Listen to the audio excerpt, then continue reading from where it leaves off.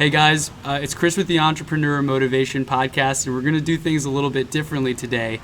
I've got two buddies with me that I've met through real estate investing in Houston. And if you guys want to go ahead and introduce yourselves. My name's Conor Watkins. I'm Ben Naumann, local investor here in Houston. Awesome. So today we just want to talk a little bit about kind of some of the learning we've had, learn a little bit about these guys' stories and what made them get into real estate. And I think some of the successes and failures that we've had, because that always inspires people who are looking to get into a place like this where they're starting to see success, starting to see some wins and some momentum overall. Absolutely. Yeah. So I guess if you guys want to get started and just share like your background, your story, what made you get into real estate? Started off working at Best Buy and quickly realized, okay, sales is what I want to do. Got my real estate license at 18 and started looking for brokerages. What I noticed is that most brokerages don't offer leads. They'll give you training. They'll say, hey, set up a website. You're still on your own, right? Yeah. Here's some business cards. Go start knocking door to door. And I'm like, obviously. Hate that advice. That sounds about right. That sounds about right. And you're out there, figure it out, right? Yeah, literally throw me in with a pool of sharks, see how you perform. But I knew there had to have been an easier way, right? So I came across one brokerage. I'm not going to mention their name or anything, but they offered free leads. Basically, as many leads as I wanted just to get my feet wet in the business. So I took them up on it, and I worked for that company for about a year. Right when I was 18, 19 years old, and started out leasing apartments, actually, so just apartment locating. I remember when I went in the interview for this position, there was a gentleman sitting right next to me who was already working at the company, and he was about my age, early 20s, and I talked to him. I say, hey man, so how are you doing in the business? And he's like, oh shoot, dude, I just closed 60 deals last month. And I'm thinking to myself, 60 deals last month, how much is each deal? And he goes, oh, each deal, after the broker split, it's going to be about 700. And I was like, it's a pretty good month. Man, so you invoiced 46,000 last month? And he was like, yeah, this and that. And he's like, obviously that's not normal for people, starting out in the business. But I kind of put myself in his shoes, seeing how young he was, seeing the potential to, how much money you can make. And then I quickly ran with it. After being there for a year, I was closing 30 deals a month, multiple six figures. But that's pretty much how I got into real estate. That's incredible. And I think the takeaway here is that whenever you meet somebody who is in a place where you want to be, it makes it more achievable. You're like, hey, this guy is young, early 20s, same age as me. He accomplished this. Why can't I, right? And that's been really helpful for me getting around people who are doing these kinds of deals. Is like, not a lot's different between a lot of us. We've got a similar background. We grew up in the same city. The opportunities out there, you just have to align yourself with the people who are in those places. So if you want to start with your story too, Ben, like Sure. Compete on background stories. Yeah, I completely agree with that. Surrounding yourself with like-minded individuals. So I was actually got brought into real estate from Conor here. We've been friends, I think, since, I guess, how many years, Conor? Probably 5-6 years. I lost track. Yeah, at least 5 or 6 years, probably more than that. And so I was working as a mechanic, mostly at Sewell Cadillac here in Houston, off of Katy Freeway. It's not a bad place to be a mechanic at. Yeah, right? they were obsessed with customer service. Great people over there. But essentially, I was friends with Conor, and Conor is over here, and he's killing it.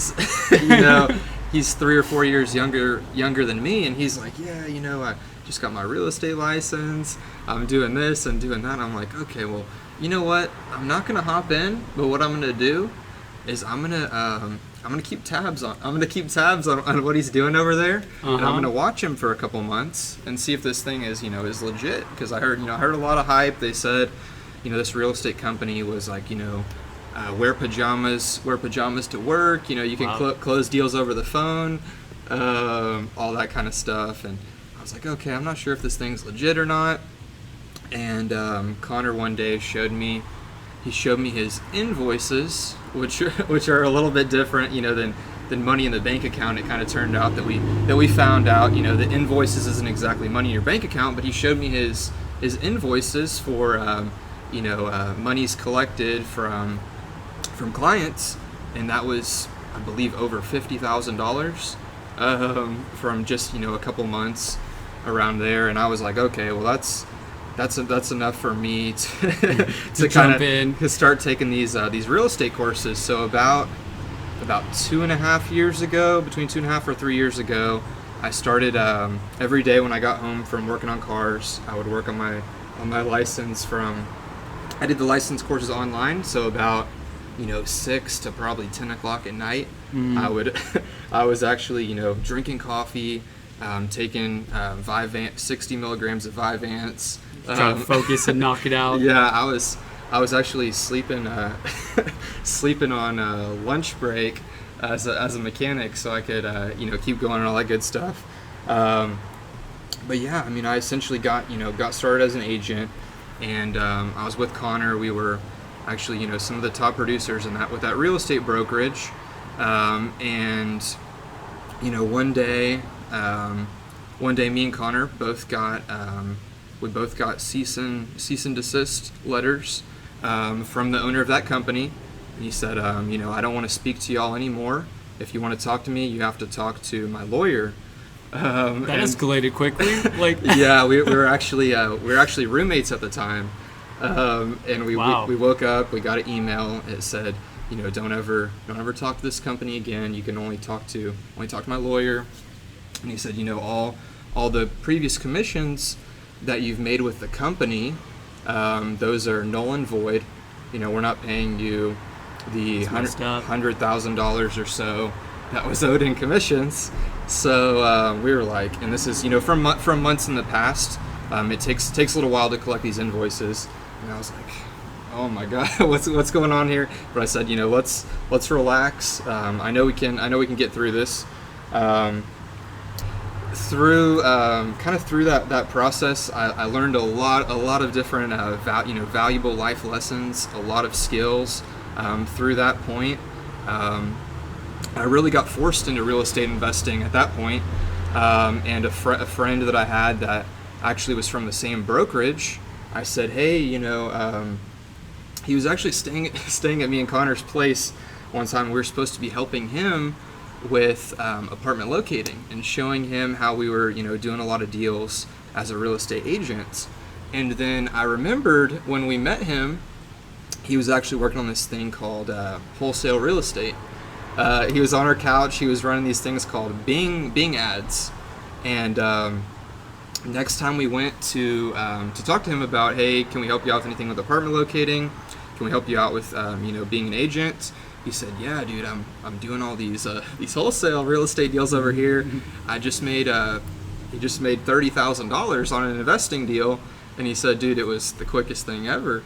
And I said, okay, that's very interesting. And I did the same thing as I did with Conor in the beginning. So I said, to keep tabs on him, right? right? I said, okay, I'm just going to sit back here, but I'm going to remember what he said. I'm going to keep tabs on this person because I don't think he's BSing. I think he's an honest person. So 2 or 3 months go by. I ask him, oh, how are things going, man? And he says, shoot, dude, I actually am able to take care of my son now. I'm able to take care of my wife. I'm doing great. My business is it's doing better than I was the last time I told you. And I was like, dude, I'm actually at a really low point here.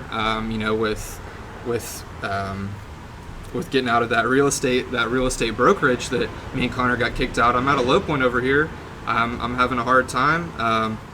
I said, show me what what, pardon my language, what the hell are you doing, man?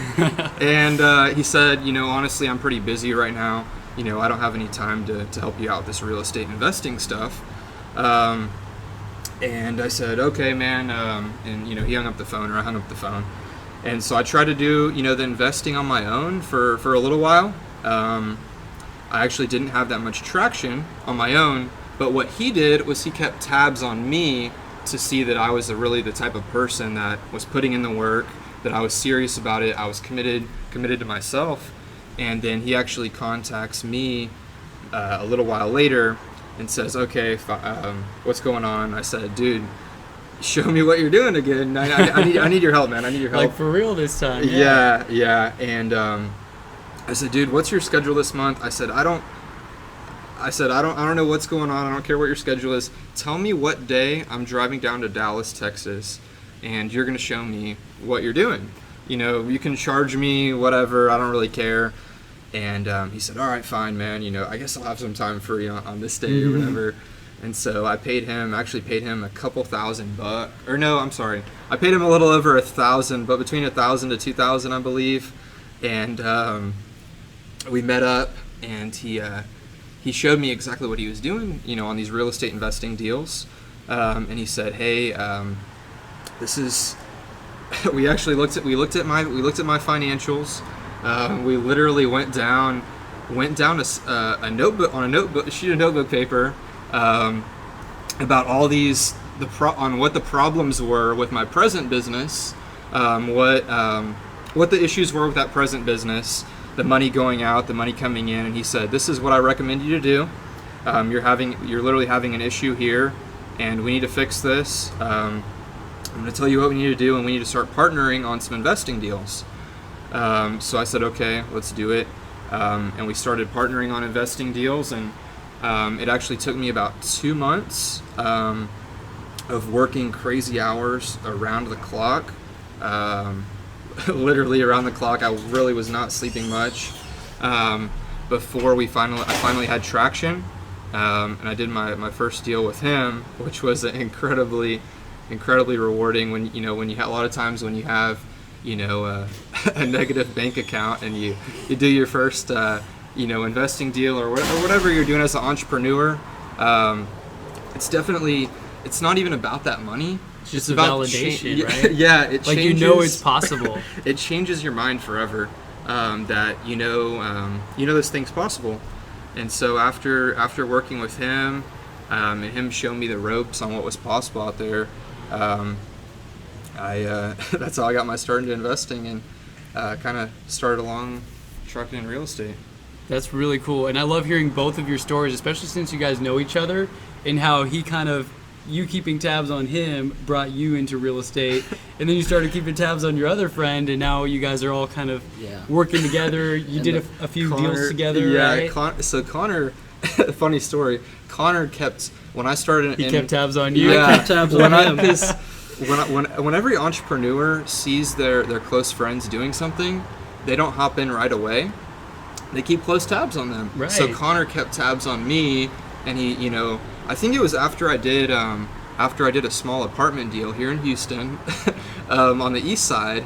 I think that's when he was like, okay, next deal you have, let me know. We gotta figure out what's going on with these things. I know there's more growth, in this industry than being a real estate agent. And so is that how that kind of worked? He kept tabs on me? So after pretty much we end things with that brokerage, I actually I said, I'm not going to, it basically was fuel to me. Because you knew you could do it. Yeah. And now you felt kind of like you had been wronged. I was not wronged. Getting those commissions paid out. I would be upset, right? Yeah. But then you let that fuel you though to continue pushing on to the next thing. I let that fuel me, and actually, I kept doing the apartments, and I did the apartments for like another year. Did really well, especially coming from nothing. I think I still hit 6 figures in apartments, even when these guys were holding my money and stuff. But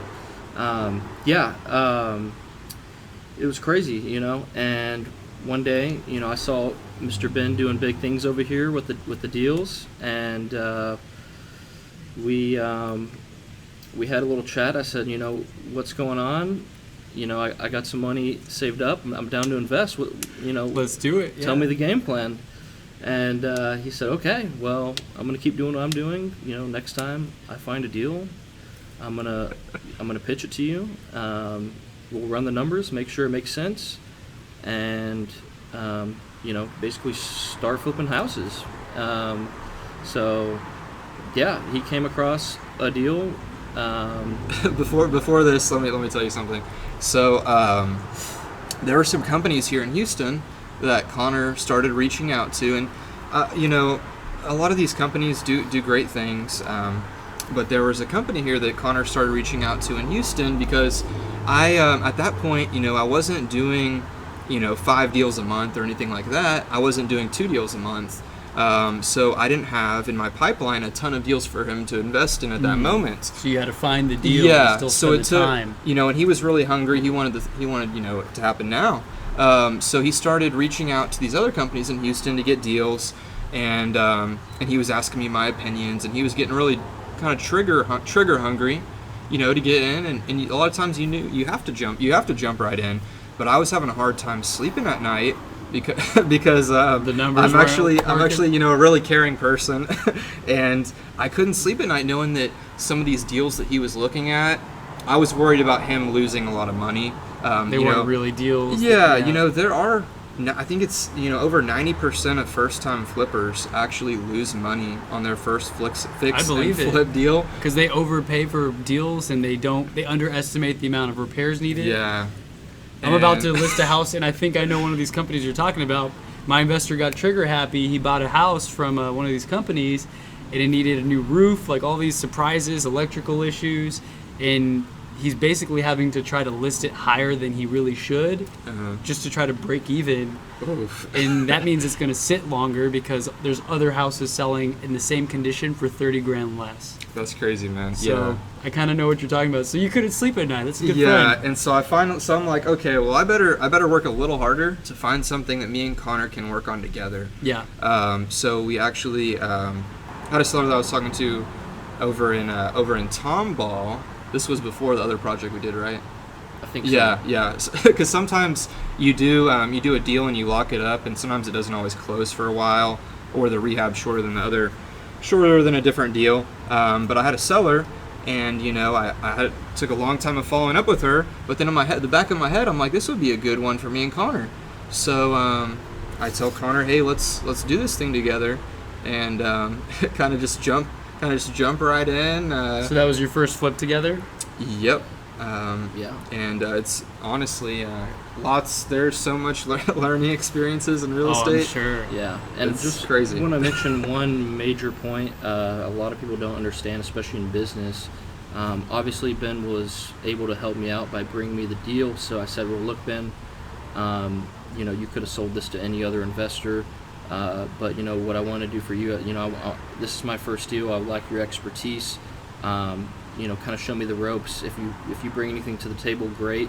And yeah, sure enough, he was able to help me out a lot. We worked it out to where I would still fund the deal, but he would get a certain split based on the profits. So it was a win-win relationship. It worked out for both of us. And I quickly realized that's what you have to do in all of these deals, whether you're making them with strangers, best friends. You have to make it worthwhile for both people. So that was a good key point that I picked up on too. Oh, I love that, man. Definitely, because then if people are properly incentivized to bring their part to the table, like if you're both going to get something out of it, you'll show up fully committed, right? If someone feels like they're going to get burned on the deal, or they're doing more work and not getting paid enough, that's when bad feelings can start to fester, and people can drop the ball on following up on the things that they need to. So For sure. And a lot of people in this industry, you can do different. You can partner up on one deal, as opposed to doing every deal with a certain person. And I know that's stuff that a lot of people do here in town. And Yeah. as long as you Well, I mean, you really have to trust. That's. I think a lot of people.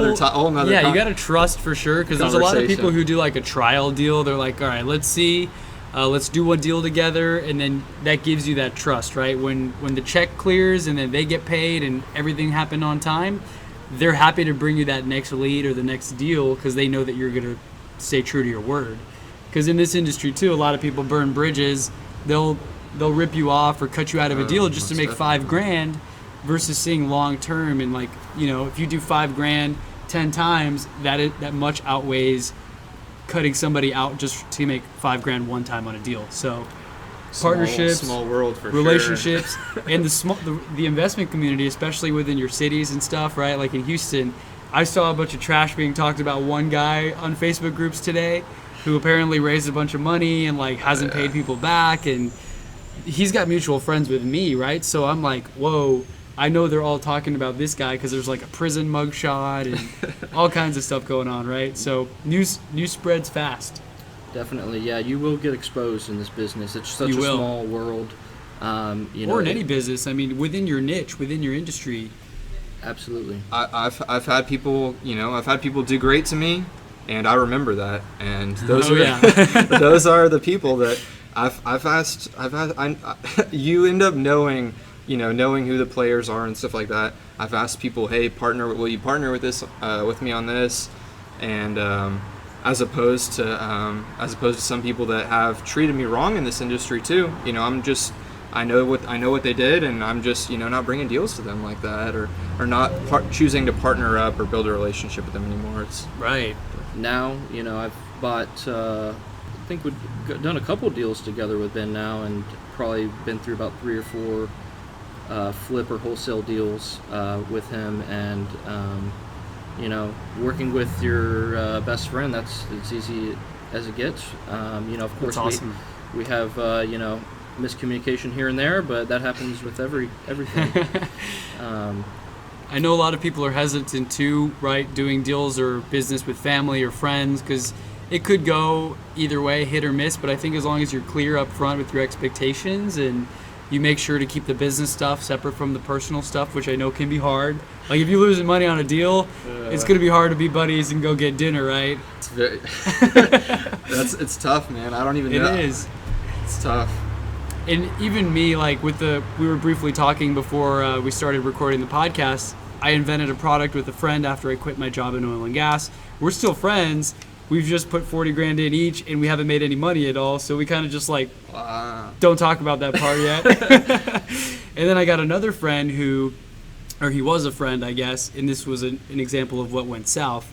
We worked together in that oil and gas company, and we had started the LLC together, had a bunch of great ideas, put a credit card together, and then he maxed out the credit card and stopped paying. This was, of course, after we had a falling out of some sort. Yeah. And he never paid it back, and so I had $10,000 like tied to my personal credit. I was personally liable for that.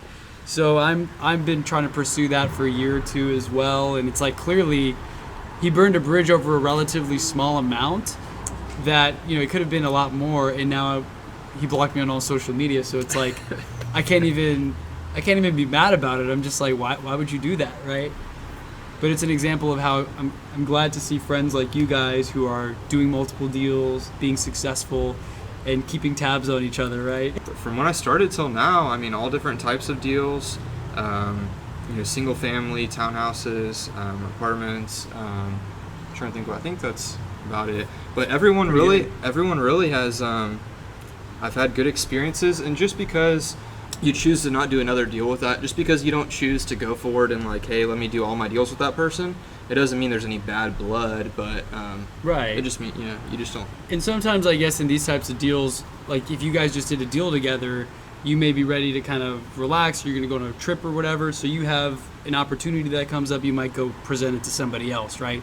The stars don't always align on every single deal, so it's not like you guys have bad blood or aren't friends if you don't do the next deal together. It's just that maybe you're spreading out your deals as you get more and more, right?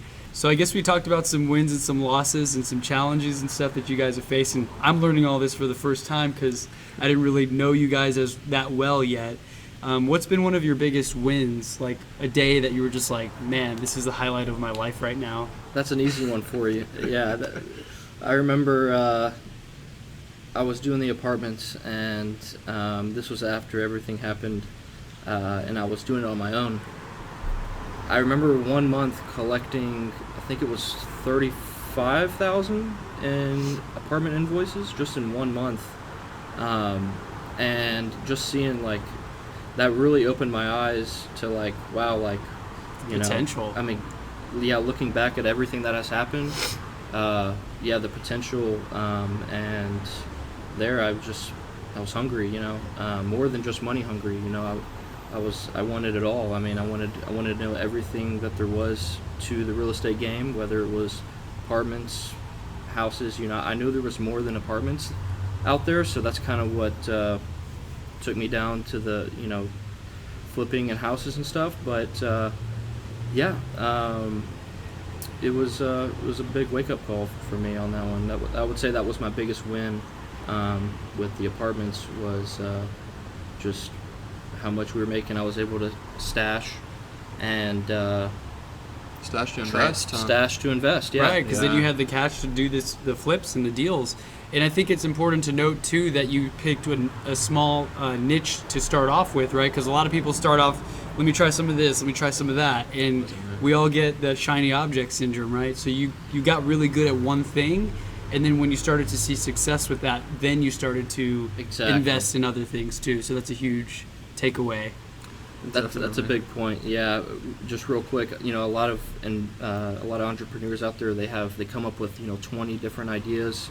They try to chase them all. Exactly. I'm gonna do this. I'm gonna do that.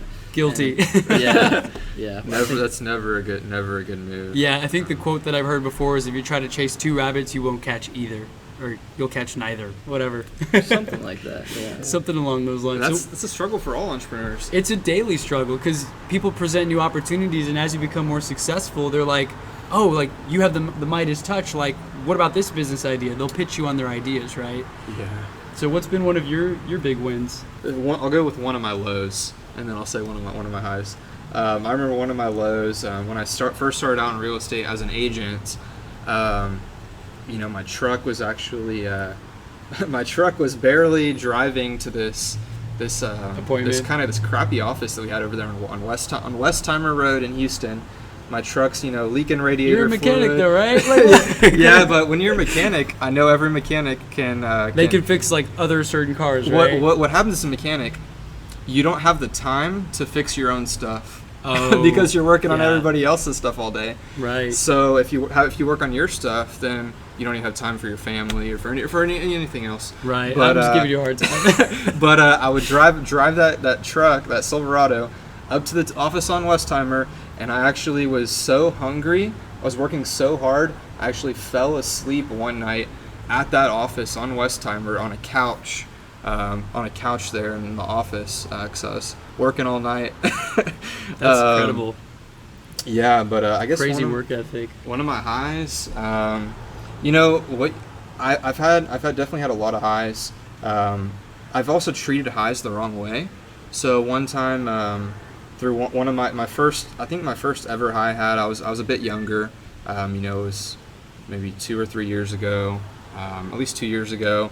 And I started making a lot of money, and I went out. I bought me a Harley Davidson Street Glide cash. It was like, you know, one of the newest models, Harley Davidsons, and I went ahead and got me a brand new Dodge Charger Scat Pack 392 as well. I think it was in like the same period of time, and this was actually, you know, shortly before, you know, I entered in that lawsuit. And had to have a lot of money going out for that lawsuit when I had no income coming in. It was right before that, actually. And so with, you know, my wins in real estate investing the last year or two, I've really haven't treated those wins the same. So whenever I make a lot of money in real estate investing now, I don't go on any lavish vacations. You won't really see me blowing too much money. I see a lot of investors, you know, say, oh, I made 20,000, oh, I made 30,000, 40,000, and they'll go. It's about how much money you're keeping, though. Yeah, right? It's not It's not about how much you make. It's about how much you keep. So I really, I really try to keep my wins, with my wins a little differently than I used to, and I think it's different with different people, and your mindset changes over the years. Absolutely. Because you want to celebrate it first, right? So you guys, it's like the first taste of success, and it can be hard, I'm sure, even like with athletes, right? I went to A&M, and everyone talked about like Johnny Manziel or whatever. He tasted that success, and you start partying, you start going out with supermodels. Like, it's hard to live a normal life when you get to that next level.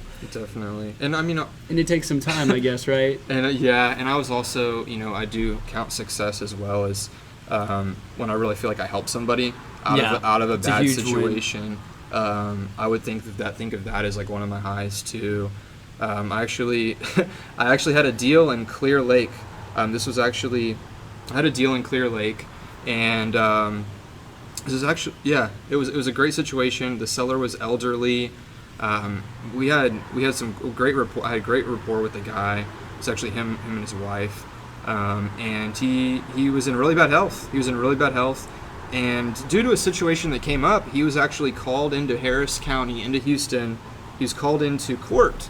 He was called into court here for a little situation that came up, and I actually went to court for him on his behalf, and I talked to the judge on his behalf, and I really felt like I was helping out with that, just to make sure everything was getting cleared up, and I really count the wins, as problem solved as well, and people help too. And that's one thing I noticed on your Facebook profile. I think you said like creative real estate or like real estate problem solver or something like that, because it's true. You're not just like looking for your next commission or wholesale fee. You're actually looking to solve problems and help people out. And that's the best feeling, is when you can make money and actually help people. That's like the perfect mix right there. Absolutely. Every deal I've done with Ben, we've helped somebody. The first person, we were able to pay her property taxes that she owed from years back. Another person, a family member died. Daughter was moving to Florida, and I'm talking like she was moving tomorrow. She was just going to leave the house behind. She was going to leave everything in the house and just take off. It happens. It happens. happens. Type of things. Yep. I believe it. And, it's not like we're taking advantage of people or anything. These people, they thought we were genuine. We made them a real offer, cash, and they needed help, whether it was, personal problems, financial problems, whatever it was, and they're happy. They're the happiest people ever. I mean, if you talk to them now, they're going to say, oh, yeah, Ben and Conor, we recommend them. That's awesome. So... And a lot of people, I think, especially in this investment space, real estate, people who are familiar with just the retail side, like real estate agents only, a lot of people think that investors are all out to rip people off and just, get the deal at the cheapest possible amount. But there exists a world where problems outweigh the money that people can get for the house. Like, getting that problem solved is more important than them selling for the most possible that they can list it for, right? So those are perfect examples of how you guys are able to solve those problems and make some money in the meantime. Completely agree. You only get paid. In this world for the value that you give. So true. So if you're, there's no reason for excuses why you're not making enough money, because you're not making enough impact if you're not making enough money. You're not providing enough value. Yeah. And I think these kind of roles too, it's like sales jobs, commission-based jobs, or jobs where you only get paid when it's done. It really is a testament to like exchanging value for money instead of just your time for money, because you only get paid when the deal closes or when that person signs a lease, right? Yeah. It's not like you get to just show up to the office for 8 hours and you get paid whether you made a difference or not. You have to make an impact. Yeah. And part of the reason why, I started veering away from the apartment industry, yes, although I was making, all that money, was the payment process, The delays, right? The delays were so bad. I mean, Ben knows, I talk about it all the time. On average, it took about, 90 days, maybe even way longer. Longer than that. Yeah, average 90 to 120 days payment, and that's after the client moves in. So if I lease a person that's today... insane. You're paid like 10 months later, 9 months later? About... You probably forget about the money. You're like, because they have to move, then it's going to be like a month before they move in. and then after they move in, then another 4 months. Yeah, That is exactly. insane. And how do you even keep tabs on that? Because at that point, they're probably hoping that you forget, so that if they don't pay you, you don't ever bring it up. Exactly. So you would, it got so bad at one point. I had my attorney write up a demand letter template. So you where- could just send it out. send it out. It was that bad.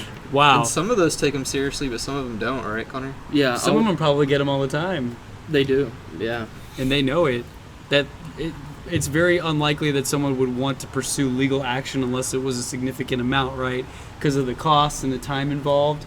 Sometimes it's just a matter of like making a point and kind of right standing your ground. Definitely. But at a certain point too, it's like, how much money do I really want to spend on this? You might end up losing more money in the long term than what you would make back. Lawsuits are crazy, man. I know.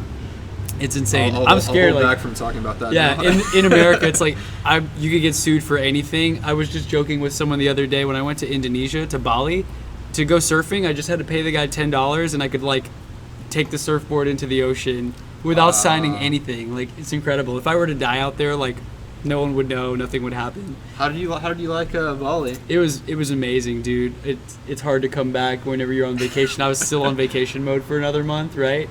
But it's just so different when you're in another country versus coming here, where you've got to be careful with like the agreements you sign and the partnerships you get into, because if things go south, legal action can be expensive and take a long time.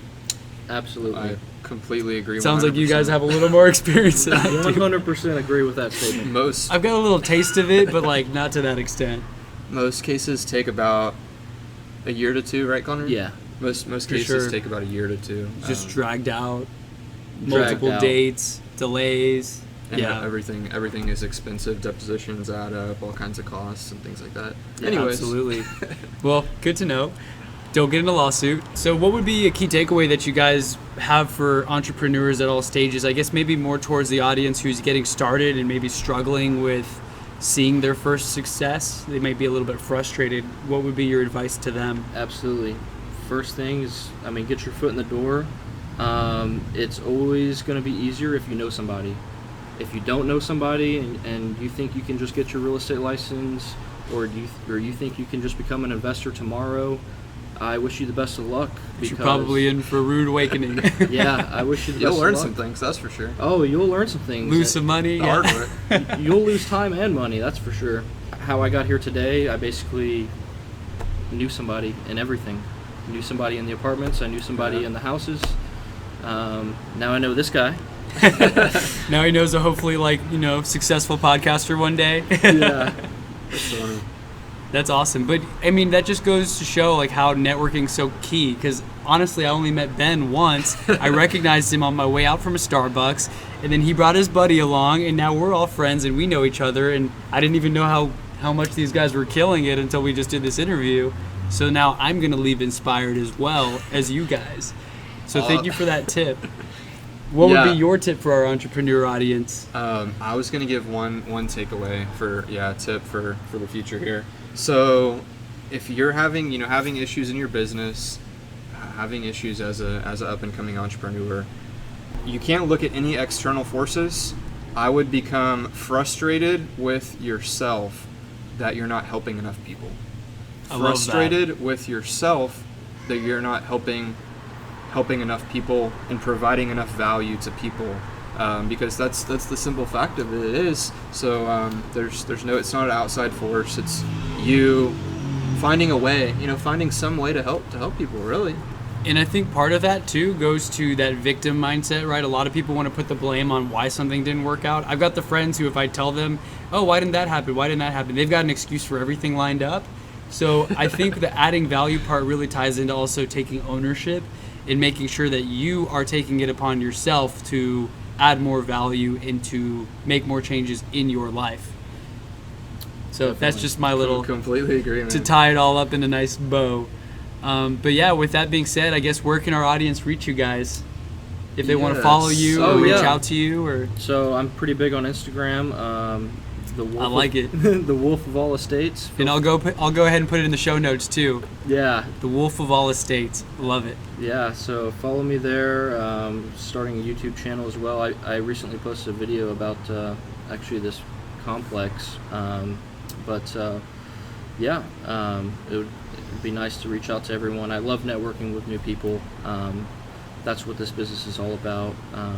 Relationships, building new friendships. Absolutely. Definitely. Yeah. Yeah, y'all can reach me I'm pretty active on Facebook. Some people give me a hard time about it, but pretty active on Facebook at Ben Naumann on Facebook. And yeah, I would love to interact with y'all. I would love to partner up with any new investors, as long as they're willing to put in the work. And you have a deal, or you're willing to put in the work. I love to partner with newer investors, or if you have a deal, I'd love to take a look at it.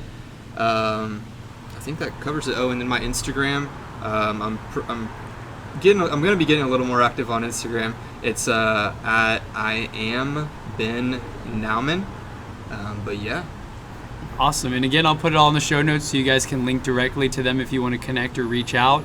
But I really enjoyed this conversation, and I think it was a little more interesting having the dynamic of like friends that are working together, because a lot of entrepreneurs that are starting off have friends and they've got ideas and they're excited and they're not sure how to quite navigate the friendship and adding the business side to it. So I really enjoyed this conversation with you guys today. Definitely. Yeah, I enjoyed it, man. Thanks. Yeah, pleasure. love to have you guys on again. So that's it for today on the Entrepreneur Motivation Podcast. Make sure to connect with these guys, and if you have any questions, you can also reach out to me by visiting chrisbello.com or shooting me a message on Instagram, chrisbello09. I might have to come up with something cooler than my high school graduating year. But I was like, you guys got I am Ben Naumann, Wolf of All Estates, and I'm like, chrisbello09. But yeah, reach out to us, and then we'll be happy to chat some more.